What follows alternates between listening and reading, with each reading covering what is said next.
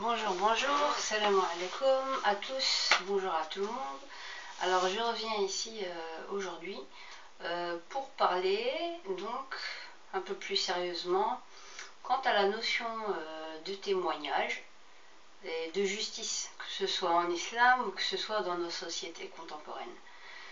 Les différentes affaires et scandales auxquels nous sommes tous témoins aujourd'hui, aussi bien au niveau médiatique, que nous voyons, que ce soit avec l'affaire Tariq Ramadan ou avec tant d'autres affaires, relèvent vraiment d'autres questions plus importantes et plus fondamentales concernant la communauté musulmane. Alors, peut-être qu'on ne m'a pas très bien comprise à travers toutes mes autres petites vidéos et mes coups de gueule, qui justement, comme je disais, je voulais pousser à la réflexion, l'esprit critique et tâtonner le terrain quant aux musulmans, comment ils étaient embrigadés un petit peu à choisir entre guillemets un peu leur camp, justement par déception de la société où on aura tendance à se braquer et de plus en plus se communautariser.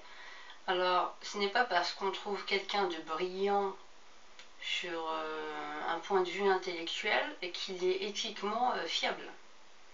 Voilà, donc on n'est jamais assez sûr de connaître les gens.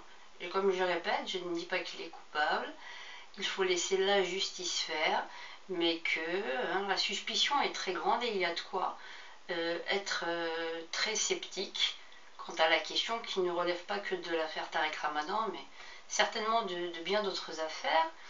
Donc maintenant, question éthique, quand je vois qu'il y a des imams, je répète et je le réitère, mon premier coup de gueule était adressé aux imams. Je le répète et je le réitère. Les imams sont montés à cran, ont défendu et on nous a sorti, même Hani Ramadan a sorti carrément toute la panoplie du complot, et puis on embrigade tout le monde, et puis on nous sort l'histoire de Aïcha, la calomnie de Aïcha. Imaginez, on arrive à juxtaposer monsieur Tariq Ramadan à la calomnie de la femme du prophète quand même. Faut être fort.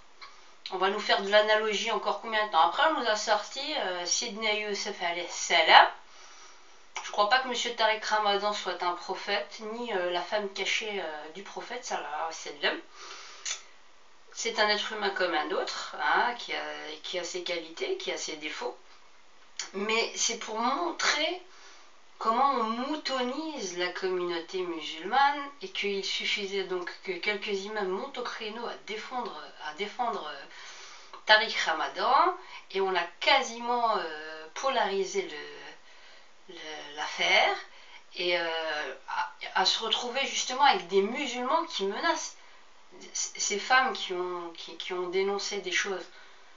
Je ne crois pas qu'il y ait que du faux dans toutes ces histoires. Peut-être qu'il y en a une qui a cherché de la médiatisation ou pas, je ne sais pas. C'est à la justice de faire.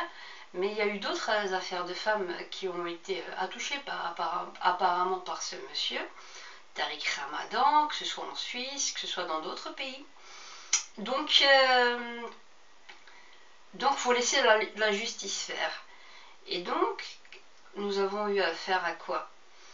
À des musulmans qui se sont pris à des femmes, quelque part aussi verbalement que sur les réseaux sociaux, parce qu'ils voulaient défendre, entre guillemets, leur vedette, leur élite. D'accord?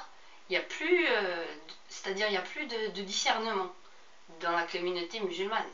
Il y en a, mais je pense que c'est la voix qui est très silencieuse de la communauté musulmane qu'on n'entend pas. Et il y a beaucoup de jeunes dans la communauté musulmane et qui cherchent des figures et des modèles. Alors si j'ai un conseil à vous donner, les figures et les modèles que vous avez, c'est pas les prédicateurs, ce n'est pas les prédicateurs, ce n'est pas nos intellectuels musulmans, mais ce sont vos parents, votre père et votre mère. Je tenais vraiment à le dire, parce qu'il y en a beaucoup qui cherchent à se substituer à eux, et donc qui ont essayé aussi un petit peu de ridiculiser les valeurs que nos parents nous ont données. Et hier, qui ont entre guillemets fait du désordre dans les esprits des jeunes musulmans. Entre temps, ils ont changé de vision. On les voit toujours dans dans la scène, et ils se font encore donneurs de leçons. Donc finalement, ils s'en sortent toujours bien dans l'affaire. Et il y a des familles qui sont complètement détruites. Il y a des familles... donc eux, ils lancent ce qu'ils veulent. Hein, les imams, les intellectuels musulmans, soi-disant de renommée. Enfin, même si moi, personnellement, Tariq Ramadan, je le trouve très brillant sur certaines choses. Il a l'air d'être assez cohérent. Mais son arrogance, pour l'avoir vu comment il se comportait en direct le jour de la foire musulmane à Bruxelles, m'a donné d'autres informations sur sa personne. C'est pas quelque chose de palpable, enfin, vous le voyez dans son comportement. J'ai eu l'impression d'avoir affaire à un monsieur qui se prenait pour James Bond, avec toute la soi-disant sécurité autour de lui. On lui en veut, puis on parle très mégalomane, il me semble, malgré ses qualités, mais il faut pouvoir aussi reconnaître. Et donc, pour revenir donc sur la notion du témoignage. Alors, regardez l'injustice même que l'on fait aux femmes musulmanes d'une manière globale et générale. Alors en islam, on dit qu'il faudrait 4 témoins. Monsieur Hani Ramadan a insisté sur cela. Or, 4 témoins, on n'a jamais dit que c'était 4 témoins hommes dans le Coran, que ce soit homme ou femme. L'égalité de la voix d'une femme et de la voix d'un homme sont totalement identiques dans le Coran. Lorsque l'on dit que l'homme avait besoin, que la femme aurait besoin d'être deux femmes pour la voix d'un homme, c'était lors de transactions financières auxquelles elles n'étaient pas encore habituées, et que si une d'entre elles avait tendance à oublier, il fallait lui rappeler parce qu'elles étaient novices dans le système du commerce. Et donc il y a beaucoup de choses à dire dans ce sens. Mais quand il s'agit de calomnier une femme dans la communauté et dans les sociétés musulmanes, et de venir l'accuser d'adultère, il suffit qu'un homme prononce et ouvre sa bouche pour que toute la rumeur court. Et là, à ce moment-là, on ne cherche pas les 4 témoins, voyez-vous. Quand c'est à l'encontre de la femme, on ne cherche rien à savoir. Elle est dans l'inconscient des musulmans, la diablesse. Et ça sent. Ça sent quoi? Ça sent pas l'islam. Ça sent les écrits des hadiths qui ont été faits par des musulmans convertis, mais qui étaient des chrétiens et des juifs.